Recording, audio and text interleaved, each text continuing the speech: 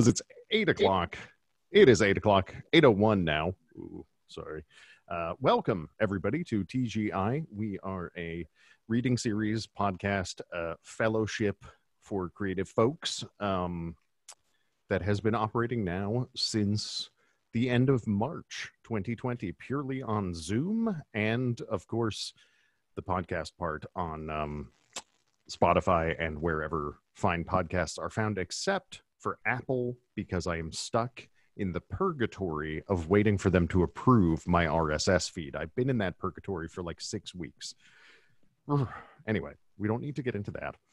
My name, if you don't know me, is Ridge Cresswell. I am an audiobook narrator, audio person, musician, thing doer here in New York City. Normally, I say normally residing in Queens, New York City, coming to you from the wilds of Connecticut, but we are actually back in Queens, New York City right now. We have returned in preparation for both the school year and the, well, out of the fact that we actually live here and that it turns out you can't just stay in your, ooh, I'm going to hit mute all. That is all right. Whoever that was, no worries. I forgot to hit mute all, so that one's on me. Oh, I was just going to say that it turns out you're not actually just allowed to stay in your family's vacation house like for as long as you want. Eventually, they will want it back. So we had to return here. Anyways, we have a great night of reading tonight. Just a couple quick pieces of business first, things that I try to remember to say and often forget. Number one is that if a reader, audience member, anybody at any time is uncomfortable because I make a mistake in terms of language, please just correct me. You can type it into the chat. You can whatever you'd like. We are doing our best, with some of the.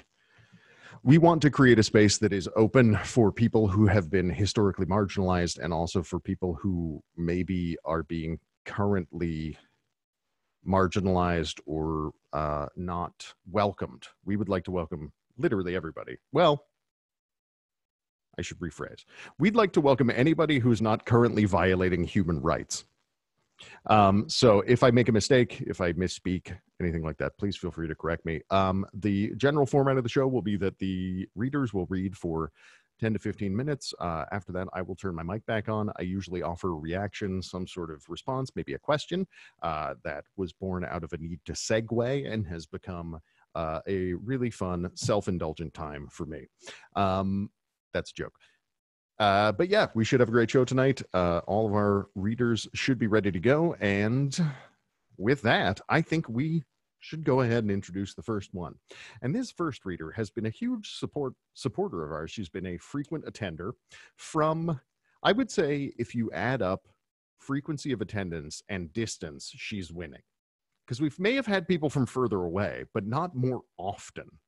So coming to us now from, I believe it's technically the Kingdom of Saudi Arabia, Michelle Renee Hoppe holds a BA in English from BYU, where she edited 2 literary magazines and ran a nonprofit for students that were at risk. She is currently an MA candidate in special education at George Washington University. She was a proud New York City Teaching Fellow in special education. Her written work can be found in South 85 Journal, Helen Literary Magazine, HoneySuckle Magazine, and others. She was the lead strategist for Teach North Korean Refugees and volunteers now as a strategist for the Kite Zine. Her publication, Capable Magazine, is VC coached and hopefully, fingers crossed, to be VC funded.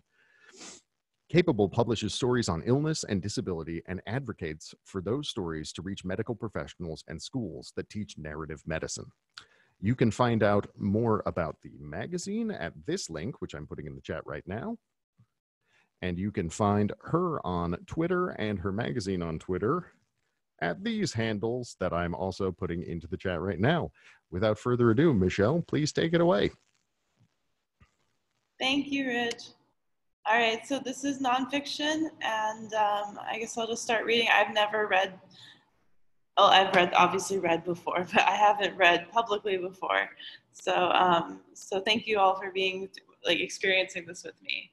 This is called A Perpetual Invitation to Dinner with My Lover. The only thing certain is that nothing is certain. Michel de Montaigne. There is no knowing. For the survivor, there is only life, and then no life.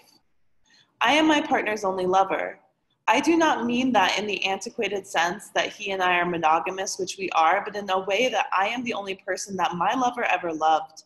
An East Indian man with the build of a Burberry model made as handsome as a love interest of a rando racist romance novel titled Dark Seduction, born of genius immigrant parents who came to settle across the snowy fields of Ohio. We met in Seattle for Thai food. I was his first date from OkCupid. A year later, after I insisted he date other women, I became my partner's only lover. I demanded he date others for my own sake, not from charity or confusion, but to put the loving me part the hell off. I am a scavenger of people roaming the planet, looking to knit scraps of what others leave behind. I fill holes others burrow and make myself a home. When presented with someone so complete, I did not know how to love him. I tell him to go into the world and give himself away so that I might recognize him as something I might want someday. What a horrible thing to say. He tries to do what I request, but he remarks about the other women. I kept thinking she's great, but she's not Michelle. He looks at me and I nervously squeak, "Are you judging me for biting my nails?"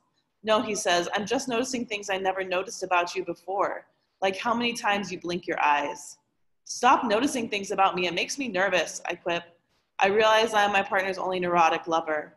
My partner loves in a stoic and ancient way. He loves like a John Green story where the kids are saving themselves for each other but then die of early childhood dementia. He loves nothing like me. Fantasy wars with my actions as I say, "Let's move to Tokyo and Paris." He declines. We make a promise to one another to take an adventure a year. I tease my lover, "You're going to have to go to dangerous places if you're with me." He steams the chicken in the fryer and replies, "You're going to have to go to safe places with me." I beg, "Don't you want some good stories?" He closes his eyes, grins, and says, "Dating you is a good story." There are things I know about my lover. 1, he is excellent at math. 1A, during our relationship, he invents the newest Surface at Microsoft. 2, he is right more often than I am about the rules of domesticity, having a gift for the practical and the perfect. 2A, I have spilled red hair dye and kimchi on his carpets. 2B, I never cook dinner because I am incompetent at remembering when I am cooking dinner when I am cooking dinner. 2C, my shoes leave a muddy, bloody track throughout our beige stairwell attached to the hunter green front door. 3, he can, through mere forces of will and character, by believing me to be well and whole already, turn wrong things right. In an effortless, brown-eyed glance as my paintings dry in his basement and hang on his walls, while the dart game we played in a mental hospital is played by others, as he evacuates me out of Hong Kong during a medical crisis through "I love you," he corrects my course. I say, "Is this the point in our relationship when you leave me for an Indian supermodel who also studied computer science? I'm pretty sure she's out there. She haunts me." To which he answers, after bending his head slowly to the left, closing his eyes again, smiling, almost ashamed at his game, shyly, "Would she be as funny as you?" My lover never earned a B in his life. He thinks he's not good at English because he earned an A- once. I say, "That's too bad you only got an A- once. I got all the letters. I got letters you never even knew were letters, like UW and E." He smiles and says, "Don't tell my mother that joke." There are things my lover knows about me. 1, I am good at writing. He tells me I am kind and the most beautiful woman he has ever seen in real life. "It really is something to have dated a woman as beautiful as you," he says. I am an intelligent woman and a gifted artist in his wide and watery eyes. 2, I am sick, and I have been sick for a long time. It starts with colic, then tubes in my ears, surgery in the Philippines while in preschool in Japan. It progresses lethargic to irritability, paranoia as a child, tantrums. It turns to flattening emotional affect in high school. Ambition counters the digestive variety show that defines my college years. The pain feels like a cancer, so the doctors test for cancer. "You might have leukemia," they say. I cough so hard I break the cartilage in between my rib cage. The nurse says that's how a heart attack feels. Weight gain, weight loss, weight stable, depression, major depression, manic depression? No, just depression. Dyslexia, ADD, ADHD? No, depression. My doctor says it must be depression. "I do not have depression," I say. "There is something wrong with my body. Figure it out." My doctor hands me a prescription for antidepressants. I say, "I looked it up and no one farts this much." 3, I am finally diagnosed. I have celiac disease. Every part of my body shuts down if I eat gluten. My hair falls out, my teeth become brittle, as do the rest of my bones. My stomach distends, I cannot wake. A minuscule binding protein found in wheat, rye, and barley registers inside my intestines as poison. My body decomposes while alive from the inside out. My body feels on fire, and not in a sexy way. Thank you. All right. Thank you so much, Michelle. That was awesome. First of all, we are extremely happy and honored to have you, do your first ever reading in front of people here. This is fantastic. I didn't realize that. Second of all, I mean, I love, one of the things I love about whether you want to call it, creative nonfiction writing or memoir or, this sort of analytical writing about your own life is when people are able to mix deeply profound bits with humor, and I think you straddled that really well, and it sort of keeps you moving, and it really gives a full picture of life in a way, because life is often frustrating, difficult experiences, and also hilarious at the same time. Like ridiculous things happen, I think a lot of people I saw nodding along with a lot of what you had to say about relationships, and also what you had to say about frustration with medical professionals. That's something a lot of people have dealt with. I think particularly, not to maybe stereotype doctors, but I think particularly with women, there is a tendency to be like, it's emotions, it's, and try to medicate those. And I don't think, it sounds like you were not served well, but I'm glad you finally, figured out what's going on. As far as, I'm trying to think the remainder of it goes. Interesting that you write about your lifelong relationship with illness as well, or having something going on.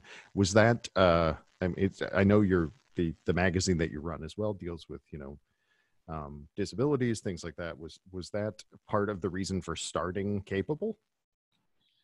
Capable kind of started because when I got better, like fully better, and really learned how to manage all the symptoms, the weird symptoms that come along with celiac disease and malnutrition, I just realized there was so much unknown about, even to medical professionals, about our symptoms. It took me 23 years to get diagnosed. And I really had to be my own advocate. I write later in the piece that I had to Google my own symptoms and then go into a doctor and basically say, like, this is what it is, and so I think that doctors don't have a lot of time these days, especially with what's going on in the world right now. So making sure that like narrative medicine is something I'm really passionate about, and Capable is something that is trying to help solve a real problem in that area. But, yeah. Well, that's awesome. I mean, that's really good and important work, because understandably so, doctors tend to play the odds, right? They look at someone and they have this little sort of thing that goes around in their head, I'm sure, and eventually they decide it's one of like the 7 things they see every day, right? And they're not going to necessarily listen. So I mean, that any kind of advocacy work or education regarding I guess regarding, like, I don't know how else to say this, but what I feel like you're aiming at, and you can correct me if I'm wrong, is getting a medical professional to look at you while maintaining your personhood, while staying 3-dimensional and having them actually listen to you, rather than go down like a checklist and be like, well, you said you do this and this, it must be that, is vitally important. So I think that's awesome. So more people can find out more at capablemag.com. And yeah, I guess if anyone has any, are you taking submissions? These are the other questions. Yes, we are taking submissions. You can submit through Submittable on the website, and we might be VC funded. We do pay. We don't pay a lot, but we do pay. Okay. And yeah, we are always really excited to hear from people. I've only had one submission in like years. That was weird. People are usually really cool about what they send, so we're really fortunate that way. Well, that's great. Well, keep up the good work. Thank you so much again for sharing your work, and it's always nice to see you every Friday. So thank you for supporting us too. Thank you. All right, Michelle Hoppe, debut reader right there. That's something. All right, our next reader is Jenn Stroud Rossmann. She is a professor of mechanical engineering at Lafayette College. Her stories have appeared in recently in Hobart, Pithead Chapel, Cheap Pop, Literary Orphans, Jellyfish Review, and one that I'm sure many other people have heard of, but I have not, and makes me laugh just the name, failbetter.com. These stories have also garnered 4 Pushcart nominations. Her novel, The Place You're Supposed to Laugh, was published in 2018 by 713 Books. She also writes the essay series, An Engineer Reads a Novel, for Public Books. Jenn, without any further hubbub, I'm trying not to say ado. I say ado too much. You can take it away. Thank you so much. Oh my gosh, I'm still sort of reeling from Michelle's work and the conversation that is still going on. That was really great. Thank you, Michelle, for sharing that with us. I'm planning to read 2 short pieces of flash fiction. I guess that's redundant, but here we go. This first piece is called Don't Shake Hands on the Bandstand, and it appeared in Jellyfish Review. My name is Joy Spring Schwartzman, and no, I'm not over it yet. Don't even start on those bike license plates that spell out children's names. They went straight from Joanne to Joyce. That was, if you could make it past the avalanche of Janes and Jens and Jennies. My mother had a binder with all the family trees, names and dates they were B or M or D. In my teens, I pored over those names, wishing for Rachel or Sarah. I pined for Rachel and yearned for Anne. I was rapturous over Anne. With or without the E, I would have been a very content little Annie Schwartzman. How I got stuck with Joy Spring was, my dad used to play tenor saxophone in a combo called the Ray Hightower 5. My dad's name is not Ray Hightower, so maybe Dad had his name issues too. He and my mom swear this is how they met. She and her girlfriends went into the club, ordered drinks their parents liked, martinis and old fashions, and she caught an eyeful of the guy blowing tenor. Every Thursday through Sunday night, between Cherokee and Night in Tunisia, they played this tune, Joy Spring. My dad had a long solo, so did the bassist. Ray Hightower, on piano, did not. Mom went back to that club every night for a month until she finally met the sax player, the man who made her heart poom poom. I guess maybe I'm not selling this scene, but I've never been able to picture it myself. See, as soon as Dad finished at B school, he traded in his handmade cane reeds for a flannel suit and a briefcase. So I'm a reminder of something the two of them lost. Some energy or wanderlust or jazz they had between them. Always insistently Joy Spring, when the music had long since faded, when really they were Sarah people in Weegens and an all-wheel drive Subaru. I've tried to explain this to Mateo, the supreme and awful importance of names. He smiles like he gets it, but he doesn't. Babe, he says, a rose by any other name, and all that. I knew a girl at college named Negroni because her mother was sipping one the night she met her father, but the dad turned out to be a raging alcoholic with a thunderous temper, and Negroni and her mom ended up sort of off drinking. But here's Grony with this gin and Campari name she's stuck with, a party girl's name, a sour sipping drink for the redhead working the pool table. She had to fight hard not to become that girl. And even still, she's got a name that leaves a bad taste in her own mother's mouth. I can see that talking about gin was a bad idea because I'm craving it now and I can't have any for 3 more months. One T&T or a slow gin fizz and my little kumquat may have stunted growth or trouble with long division. Joy Spring is a lot of pressure. It makes black moods and crying jags harder to pull off. Someone is always bending down and saying, Joy, you're not so joyful today, in a voice you'd use with a kindergartner who'd peed herself and was still standing out near the tetherball pole with one leg warmer than the other, trembling but relieved. Anyway, Mateo thinks we shouldn't have the name picked out ahead of time, this time. Think of how much love we have to give now, he says sometimes, to whoever it's going to be. He'll gesture toward the baby name book on the table, the book I had promised not to daydream over this time. Naming them makes them real, you know? Suddenly they're people. You can see Rebecca in her soccer uniform, chasing along with the pack, calling for a pass. The thing is, I've got so much love and hope right now, it almost feels like I'm betraying her. I guess my mom might have felt that way too when she fell asleep next to a businessman and dreamt about a saxophone player. Not that she would admit it. He and his horn were out of sight, out of mind, just like our unspoken Rebecca.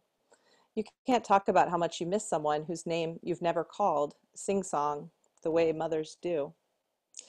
Lately, Mom's got this phrase she's hit on, I can't wait to meet the little one. It bugs me a little. I think because of something my dad used to say. You never shake hands on the bandstand. This was, Dad said, about building the crowd's confidence. How else would they trust the piano player to comp behind a soloist, or a drummer and bassist to lay down a foundation strong enough for the rest of the players to stand on, but supple and expansive as saltwater taffy? You got to look like you've played together before, he said, my dad, the philosopher king. So I'm trying to feel like I already know her, even though she isn't Becky. I want her to trust me. I'll just give her a nod when she walks on stage. We'll find our way to a groove together. I exhale, and my breath is fast and loud. Soon it will be time for dinner. Mateo will call up Moon Palace for some mushu. It will please him that the woman recognizes his voice, that we are regulars. I'll put a stack of napkins on the coffee table. We'll laugh along with TV grown-ups with unjustly spacious apartments. Mateo will have one pale light beer, and I will drink my milk. We'll read stories and sing songs into my stomach, our voices bright with hope, describing Harold and his purple crayon and the little wheel a-turning in my heart. I am glad for the words to the songs. Thanks.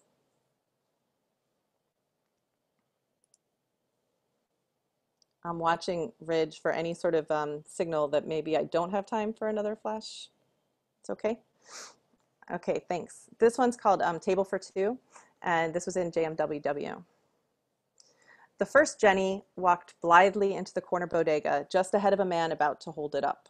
She plucked an apple from the basket near the register, but was diverted from her virtuous choice by the shiny wrapper of a Three Musketeers bar. She slid the bar onto the counter, already looking forward to unwrapping its inscrutably delicious nougat. So deeply was Jenny considering the mysterious pleasures of nougat that she did not see the man with the gun. She wondered why the cashier had not yet rung up her candy bar, and then she noticed the fear in his face, fear just hardening into resolve. Jenny would never forget the hand of the man with the gun, or his voice warning the cashier not to be a hero. Jenny would remember the futility of heroism, the non-negotiability of ballistics. She would give her statement and she would testify. She would begin to patronize the chain store with its cameras and guards. She would never again crave nougat or do much of anything blithely. But there was a second Jenny, too. The second Jenny left her phone in the apartment and had to turn back for it. And by the time she reached the bodega door, the man with the gun had flipped the sign to read closed. The cashier inside was not moved to heroism by the presence of a customer. He handed over the $179 in the till, and the man with the gun departed without incident. That there are two Jennies is not the point of the story.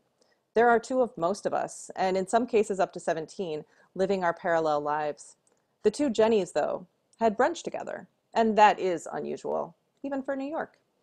They arrived separately. A distracted hostess led each to her usual table. They both had the Eggs Benedict. Excellent, the waiter said. Jenny 1 ordered decaf, Jenny 2, a Bellini. The first Jenny had considered the Bellini could almost taste the fizzy peach sweetness, but she was the Jenny who had seen a man's face explode, who had felt his blood splashing onto her own bare arm. She did allow herself a packet of Sweet and Low when the coffee arrived. Jenny, too, had just returned from Ibiza, where she'd met a man with an unplaceable accent and spent 42 consecutive hours in bed.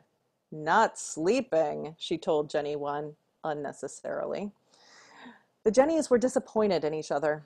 Each seemed to be wasting an opportunity the other was sure she would have made more of. As far as that goes, they might have been any two women in Manhattan sitting across a white tablecloth from each other. Jenny 1 was on an online dating service and had met for coffee with several men, but she said there'd been no spark. Fuck sparks, said Jenny 2. Sometimes wet logs catch fire. They were both fans of a singer-songwriter whose music inclined toward the confessional. They gave money to the same causes, and both had recently come around on Greek yogurt. On the other hand, Jenny 2's hair was styled in a razored bob that looked simultaneously like she didn't give a shit about how her hair looked and like she had spent at least an hour working on it. Jenny 1, half-assed updo. Would Jenny 1, if she had been able to shake the feeling that she might have done something to save the bodega cashier, have spent the $250 on a haircut or enjoyed athletic sex with a man she couldn't understand? She squinted at Jenny too, wondering. They agreed on the minor tragedy of their friend Lucinda's marriage to a successful but difficult man, the startling suddenness of their attraction to a woman they often saw on the L train, the disconcerting way their mother had begun to call them Jenna and had let their birthday pass without comment. Tantalizing indeed was the notion of a second mother whose mind was not fraying, who had, instead of subverting and postponing her own wishes, taken that long dreamed of trip to the south of France, learned to barter at the village market, eaten bread and soft cheese with the deep red wine her neighbors made themselves. Perhaps a second father would have joined her, making himself helpful by installing air conditioning or simply weeding the flower boxes. Then again, this second mom, unwrinkled, unfettered, might have remained buoyant because she lacked the ballast of a daughter. Her own life's sudden left turn might have been into a Jenny-free zone. On second thought, said Jenny 1, I will have that Bellini. Jenny 2 gave an approving nod and re-upped herself. A jazz trio in the corner set up and began to play. The singer's voice danced around the upright bass line, bobbing and weaving. The melody, when it came, was familiar but impossible to name. The harder the Jennies tried to pin it down, the more rapidly the title retreated from them. The sensation was of trying to retell a dream. The hostess, seating Jenny 2 at the table where Jenny 1 seemed to be waiting, had assumed that they were sisters. Too startled to correct her, the Jennies had only blinked at each other. That would have been something, though, wouldn't it? A sibling, a confidant, a corroborating witness to their mother's decline, or possibly a check valve on it? If they could somehow keep in touch without rending the time-space continuum, would they forge a kind of sisterhood? Jenny, too, reached up to adjust her earring and revealed a cluster of blue-violet stars on her wrist. A tattoo, thought Jenny 1, dismayed anew. With their drinks, the waiter slid the check onto the table, and the Jennies each eyed it. After a long moment of silent, sisterly negotiations, they agreed to go Dutch. Very good, said the waiter, praising again the profound rightness of their choices. Gratefully, they overtipped. Thank you. That's awesome, Jenn. Thank you so much. Thank you. Two very different pieces there, but both,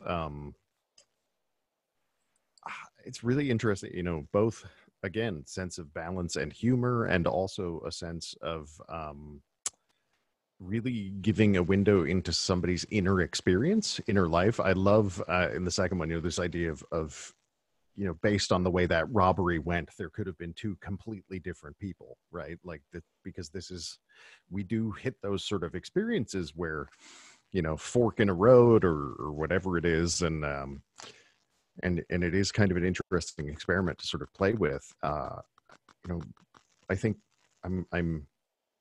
this is a terrible reference, but I recently rewatched the movie Raising Cain. It's a Brian De Palma movie where John Lithgow plays both himself and an evil version of himself who's a murderer. And so you have like John Lithgow, who's like a nerdy husband, and then it pans over and there's another one in a trench coat smoking a cigarette with sunglasses on. Like it's literally that bad. But in a way, like, you know, as you said in there, like up to 17 different selves in any given time. I think that's something a lot of people identify with, because not only do we put on different hats in different situations and you know, put on different faces in different situations, we also put on different faces based on what happens to us, you know, and so obviously a traumatizing event can really alter the course of somebody's life. And then in terms of the first one, you know, the thing that struck me the most was I sort of had an idea of where it was going, but it really stayed sort of in the moment more, because there was a moment in there where you mentioned that the man had cautioned her against naming it this time. Mm-hmm. And so I was sort of bracing myself for, you know, a narrative maybe about miscarriages or anything like that. And no, it just sort of kept going with this, you know, this is the pregnancy. And having witnessed, you know, some people close to me lose babies suddenly and things like that. It is this weird thing where the second time when people are trying again, they start to use words like it and mm-hmm. and the baby instead of like a he or a she. And there is this sort of like slight emotional distancing that goes on. So that just, I don't really have a question so much as it just more struck me with this, like such a note of reality and like truth about how people bear up under these experiences, which is in both cases, you got to adapt your mind to what's going on around you and just kind of try to keep going. I did want to ask, you're an engineering professor. Yeah. Not a literature professor. That is, I think that's really interesting. Do you feel, I guess the question I would have is, do you feel that mechanical engineering has played a role in your writing at all? I do not Okay. think that it has. I will say, I think it affects the way I revise. I am Mm, super methodical with revisions. I mhm, literally make spreadsheets and color coded things, but I know a lot of writers who do that. sure. And I also, I think I reverse engineer stories and books that I really like in a Mm, way that, I might take apart something and figure out how it's put together. I definitely think about fiction that way when I'm trying to see how the magic happened. sure. That makes a Yeah. lot of sense. I just thought it was an interesting combo. I mean, we've had medical doctors who are poets. We've had, all sorts of things. Everybody comes from it from a different angle. How you earn your money may or may not have anything to do with how you're creative. But I'm used to reading is a professor at. I'm not used to reading as a professor of mechanical engineering. So I just thought I'd ask. Anyway, thank you so much for coming on the show. Those were wonderful. And Oh, thank you, Rich. people can find both of those published, correct? That is true. They Okay. both are.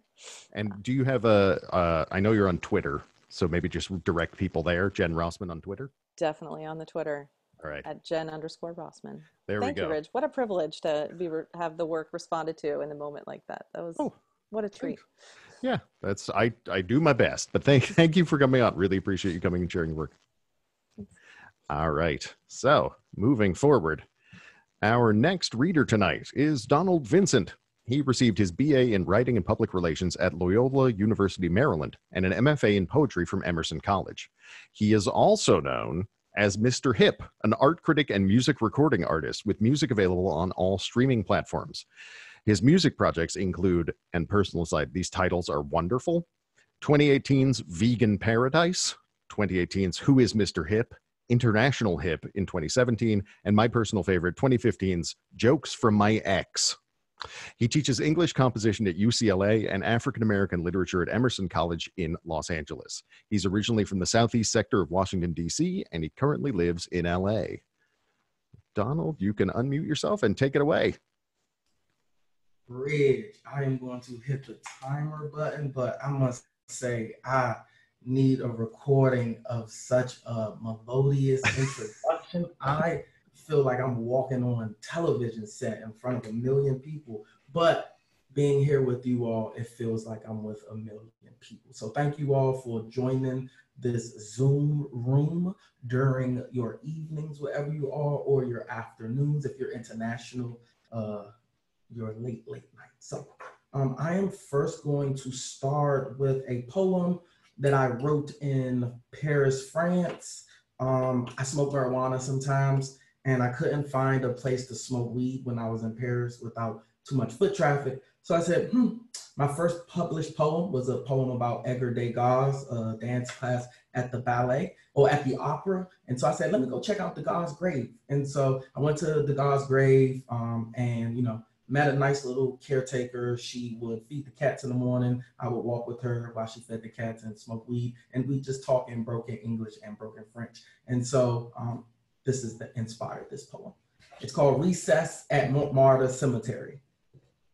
Life bustles on the outskirts of flare tombs, decadent homes for the dead are heirlooms. The school children at recess jest and wail as the 81-year-old groundskeeper steps over snails, feeding cats bread that's stale. Searching for Degas' resting place, the reaper's success is found in the necropolis. Shells of roses and ceremoniously feeding of grapes. My bones thrive and jive along the trails. The bodies of France's most famous names rustle in the winds, blowing cannabis smoke. Death makes us feel alive, an orgasmic hoax. So that was the first poem I wanted to share. I love last lines. If you like anything that I am going to read, please check out Convenient Amnesia. It was just published in July of this year. It focuses on how our country just likes to forget things. And while I am on our country forgetting things and making the segue to the new poem. I saw something on social media today and I wanted to share it with you all. And so I hope this is okay. I don't want to offend anyone. I just thought this was like interesting. You know, it's one of those things you read and they're like interesting. It reads, they use Breonna Taylor's image to sell Vanity Fair's cover. Now the New York Times produced a Hulu movie about her. America will do anything except punish those cops. Always poised at the door, flowers in hand, waiting with breathless condolences. Reverence is not a substitute for justice. And I was reading and I was like, damn, poetry is everywhere. So just wanted to share that. This next poem was written on a river in France, which is actually two rivers. It's the Seine, loops around, kind of cool. If you've been to Paris, you know what it is. Such a serene scene, the tourists wave pedantically from boats at me with sticks to selfie smiles and video cameras. The nearby school children puff cigarettes for the first time.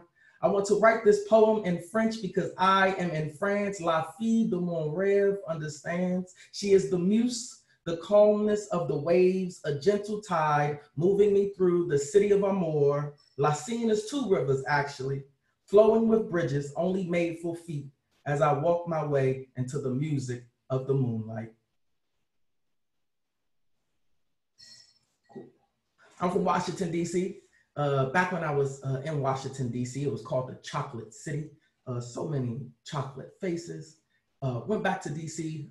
During the COVID, traveled throughout, and actually the whole makeup of the city has changed. So I grew up in D.C., moved to Maryland for school. After that, I moved all the way to Boston, left Boston for New York, said bye-bye East Coast, ended up in LA.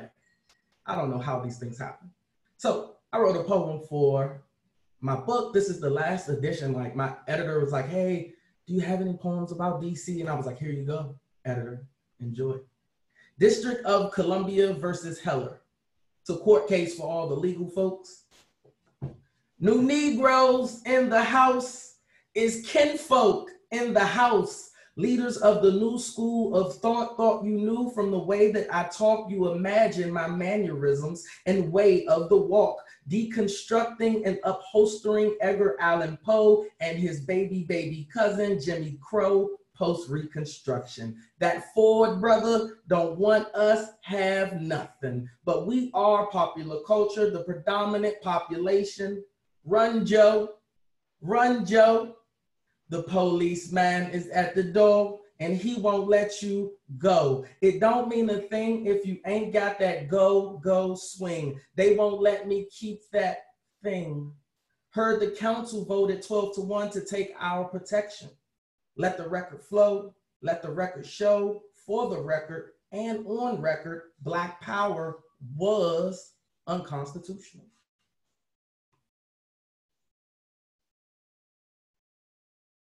Can't believe they tried to take away people's guns in this country. Can you believe it? All of these gun-loving Americans, and if you're Black, they don't want you to have them. Ooh. This next poem is me traveling from the Maryland area, headed all the way up to Boston, where it is such a heavily segregated city. 24% of Boston is made up of Black folks from all over the African diaspora. But for about 2 weeks, I couldn't find anybody. I was the only, I thought I was going crazy. I was like, what world? I was like, I know it's so much snow up north, but where is the chocolate? I was so lost. So I wrote this poem. It's titled Lucky Charm. I inherited the bop in my walk from my great-great-grandpa's lashings on the farm. So in Whole Foods, I divide aisles, a modern Moses parting white seas. You've been warned by my charm. I crush worlds like Godzilla. False alarm. Keep calm for I won't cause harm. People scramble to dodge me, the monster with the third arm. On trains, they sneak peeks. Look away and look again at my charm. which is like Uncle Tom, too uncool to take home to moms. So in cars, clubs, and in bathrooms, we get it on because of my charm. Hello, you remind me of a fellow by the name of Othello, and if loving you is right, I've been wrong all along, charm. To take me by the hand because you want to dance, charm. Others clear throats on elevators, then are you an entertainer? Questions swarm while quickly clutching their pocketbooks. I smile when they look and give them $1 for the hell of it, charm.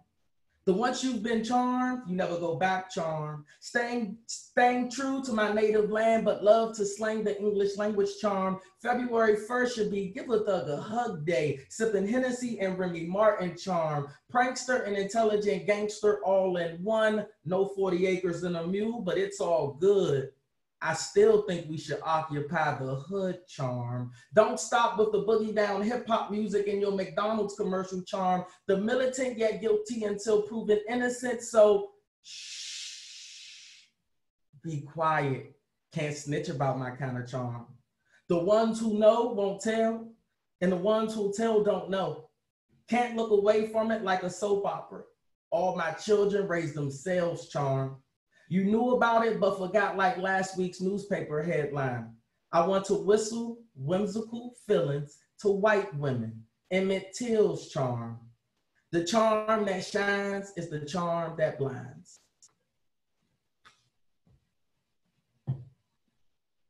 I wrote this poem for my grandmother. One day I went back to visit her, and I kind of lived with my grandma for most of my teenage years.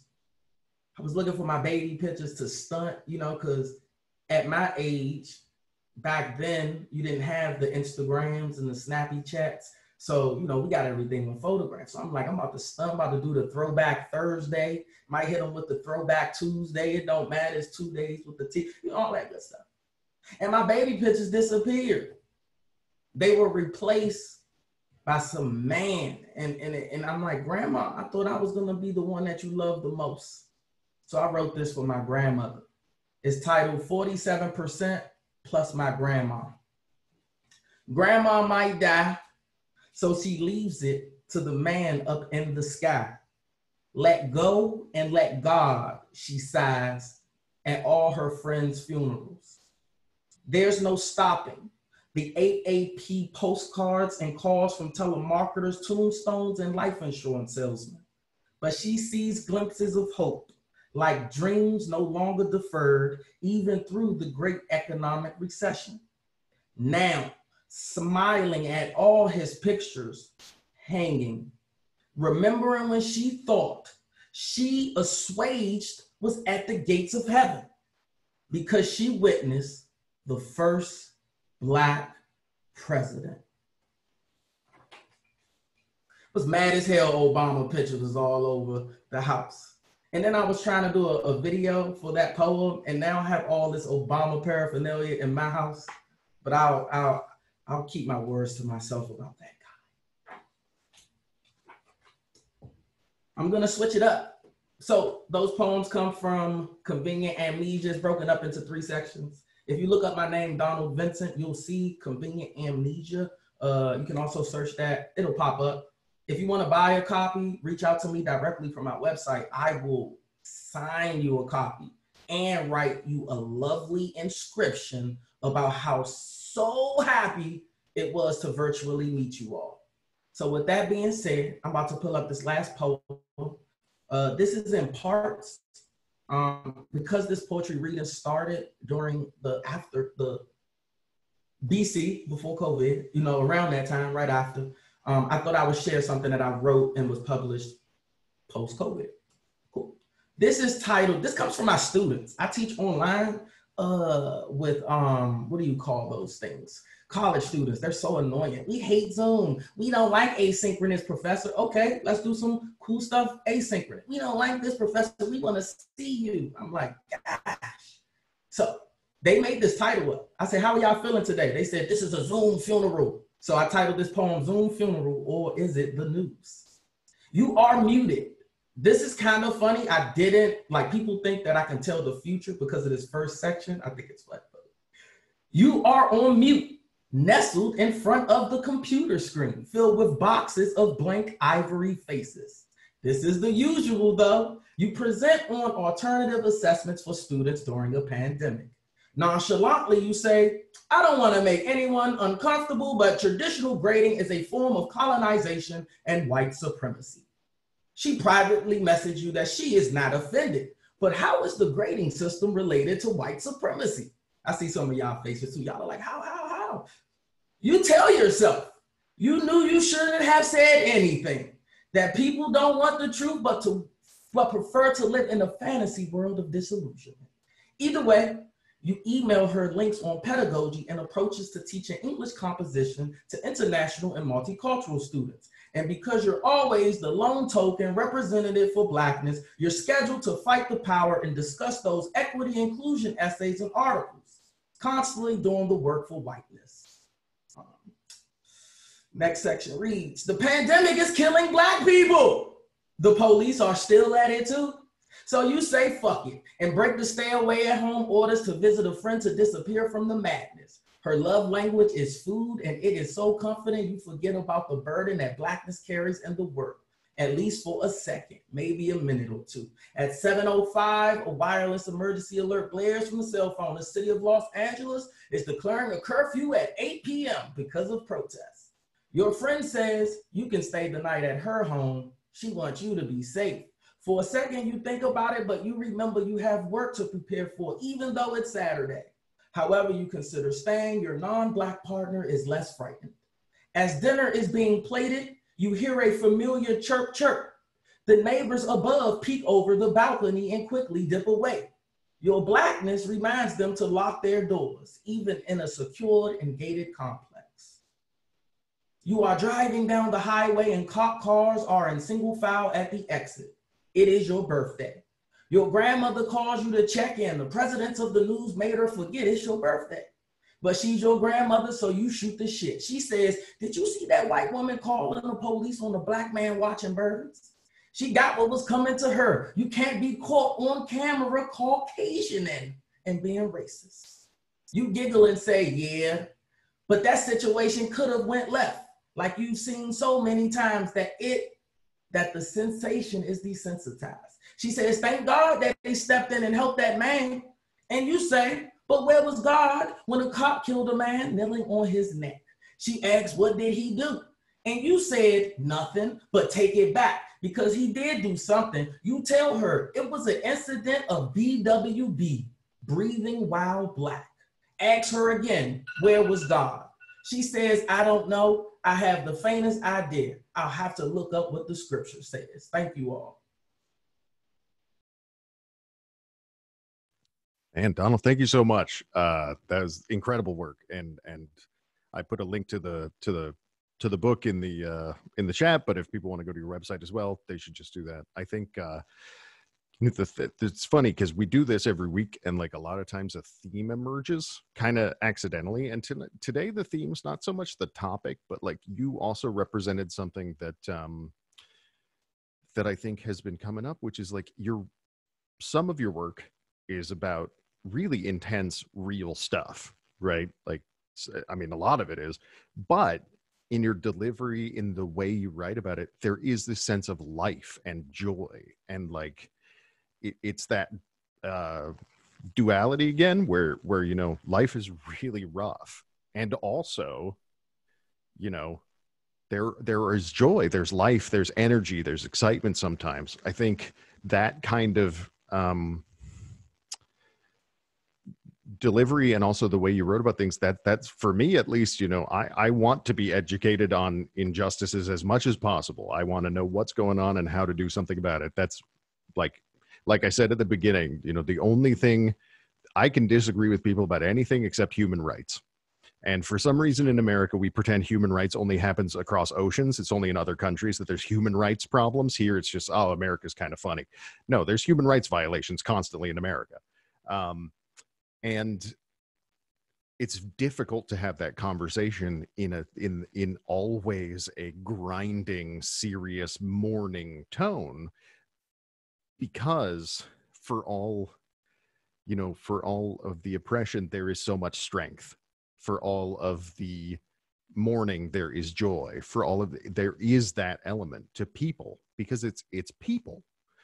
And I just, you really bring that out, especially in your delivery. And, that poem about you going to Boston and charming everybody, incredible. Like I made me wish I had been able to like sit on the T and just watch people react to you. But that was fantastic. And if people want to find out more, so you do music as well under Mr. Hip.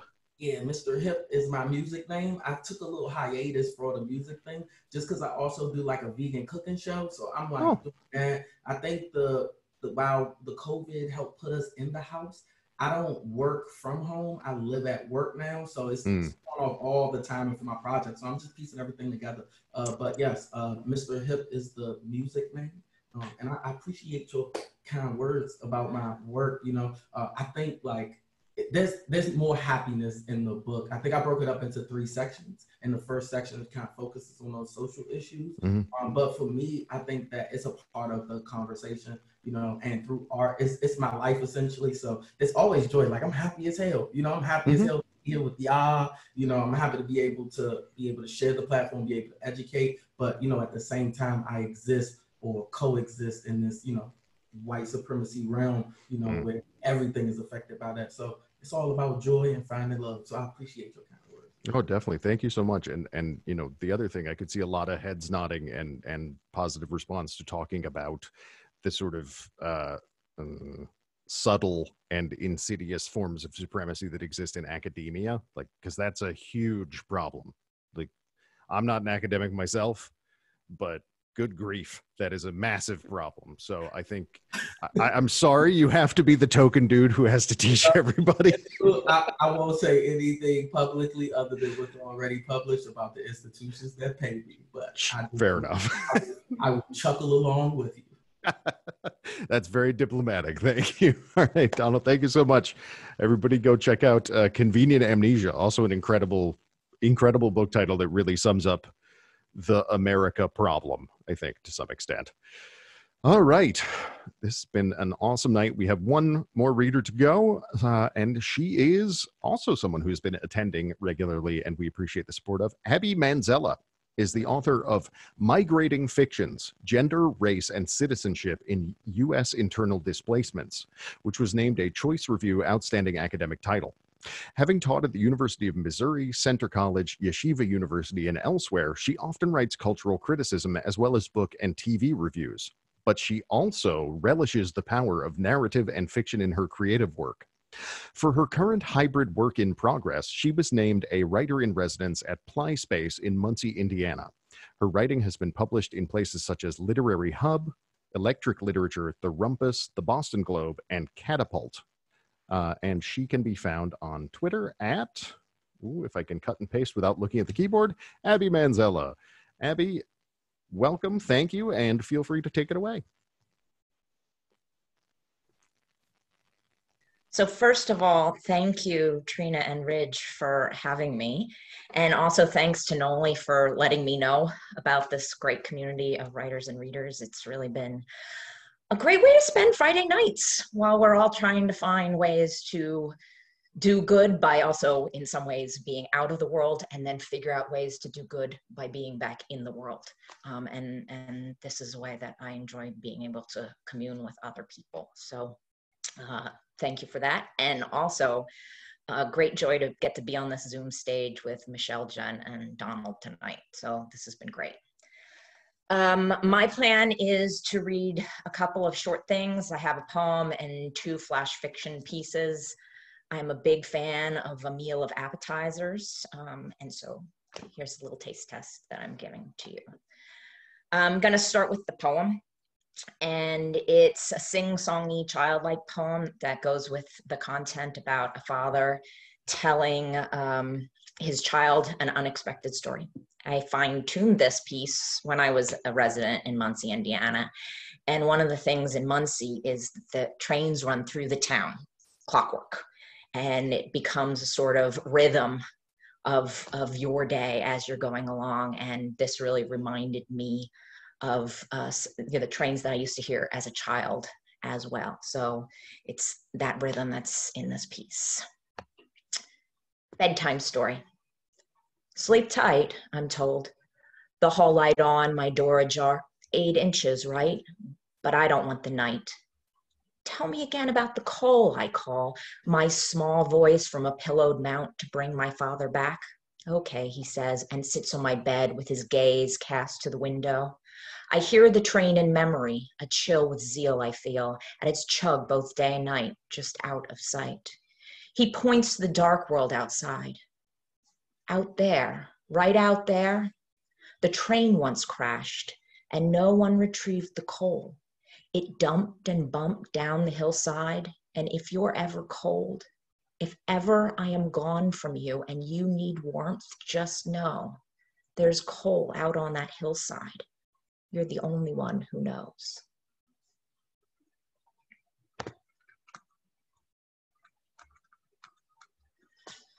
And so now let me turn to the flash fiction stuff. This next one is A Taste of Winter in the end of summer here. It was just published last week by Jellyfish Review, a place that Jenn just had also published some stuff. So I thought of the start of this story because of the element of snow in it that ties to my own move from the East Coast. I had been living in New York, but I had grown up in Pennsylvania and then New England for most of my life before coming to where I am now in Missouri. So I'd long been used to big snowstorms, but one of the things that's interesting in Missouri, that while we can get really big snowstorms, I've found that the sort of average snowstorm that we get clocks in just a couple of inches.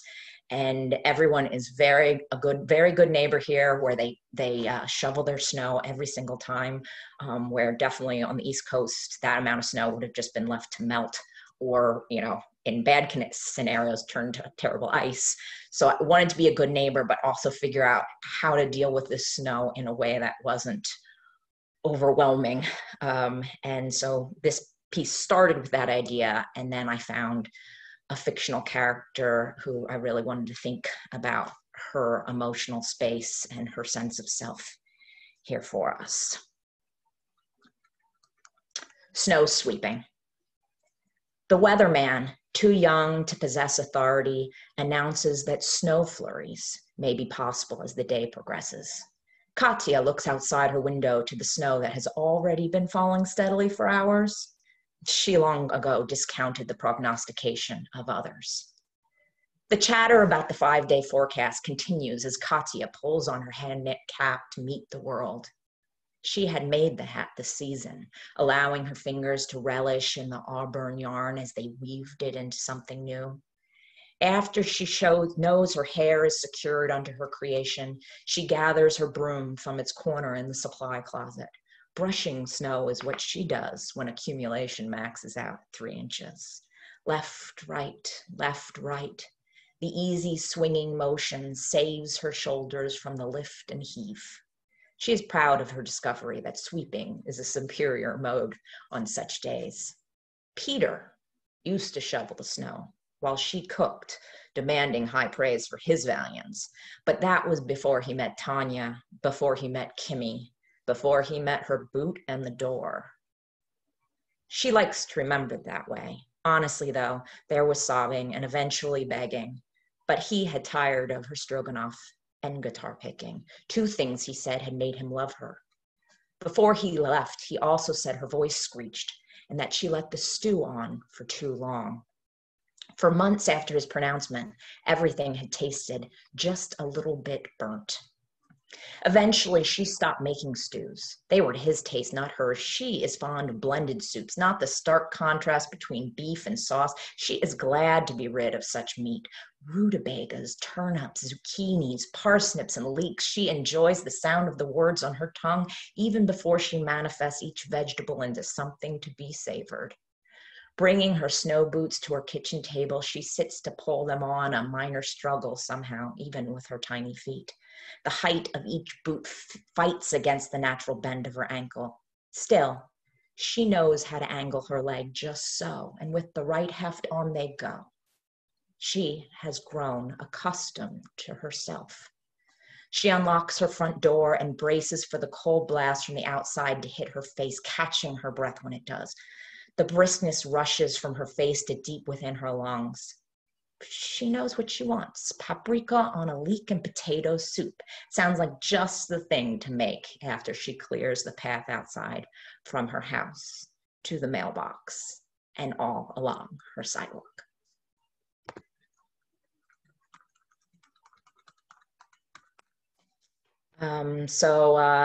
That quiet one also did some nice eating stuff that connects to some of the other conversations we've been having before too. So just thinking that in like a larger conversation we've been having.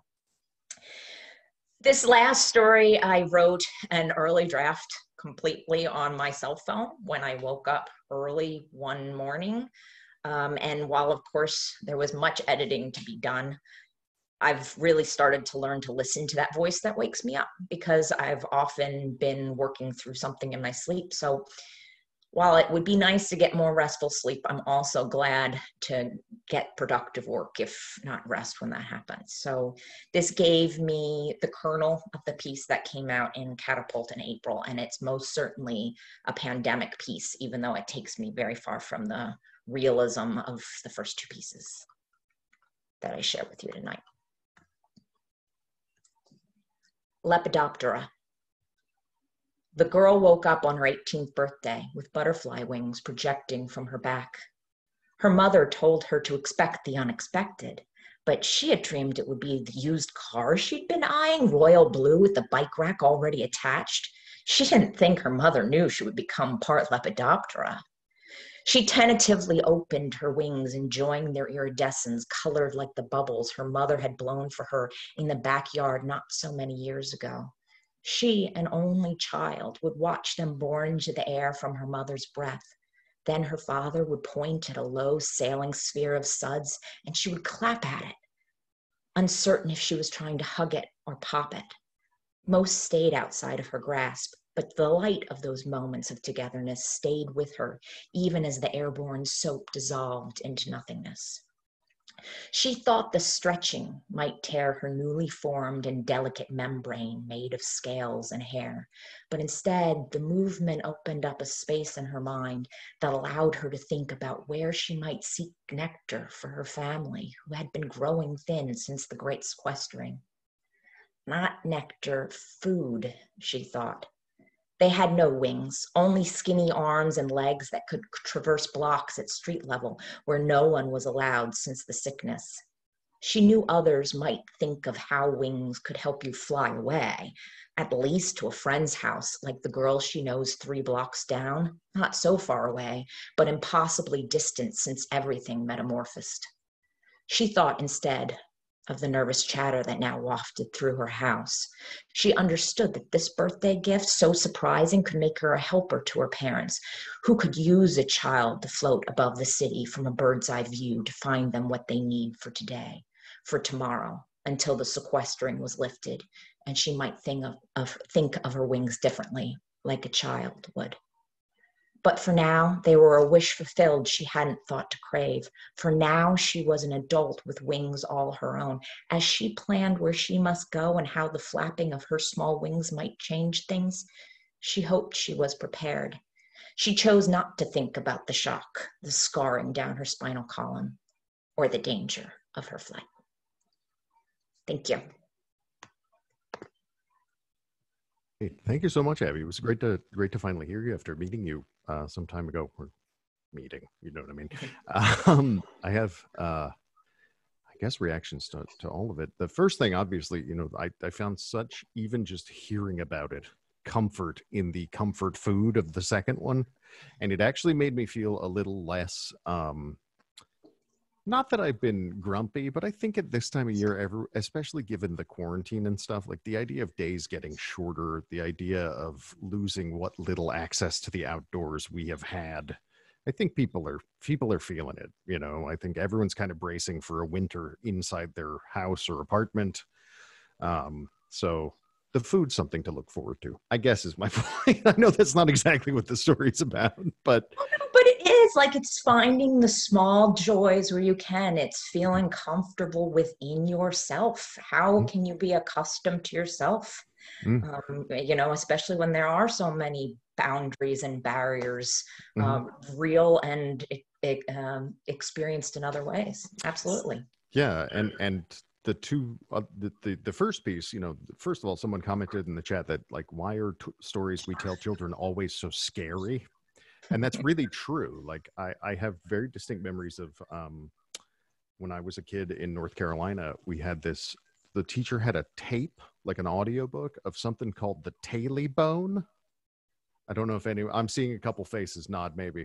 It was about basically an animal that had been killed and cooked into soup. And then the ghost of this animal keeps coming to the guy's house and being like, where's my taily bone? And like, and driving him crazy. It was almost like a telltale heart, but he, you know, he made a stew out of a possum or something. But yeah, children's stories often have this sort of morbid, you know, like this idea that almost we're exposing children to how hard the world can really be by making up these things. But I love that yours ended with almost a bit of a twist of like, but because of this, if you need it, there's good stuff out there. There's something you need out there.